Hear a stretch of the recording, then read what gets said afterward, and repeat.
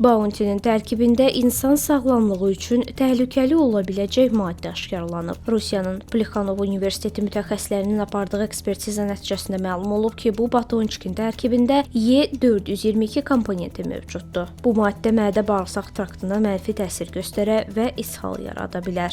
Təhlükəli komponent yalnız Bounty ilə məhdudlaşmır. Digər məşhur şokolad məhsulları olan Snickers və Piknik şokoladlarının da tərkibində palma yağı olduğu bildirilib. Bu yağın isə ürək-damar xəstəlikləri riskini artırdığı da hər kəsə məlumdur. Eyni zamanda Good Mix batonçiki ən yüksək kalorili şokolad məhsullarından biri kimi qiymətləndirilib. Bu şokoladın məhsulunun enerji dəyəri 522 kalori təşkil edir. Müqayisə üçün qeyd edək ki, digər oxşar məhsulların kalorisi adətən 490 kaloridən artıq olmur. Bundan əlavə istehlakçılar şokolad məhsullarını alarkən onların tərkibinə diqqət etməlidir.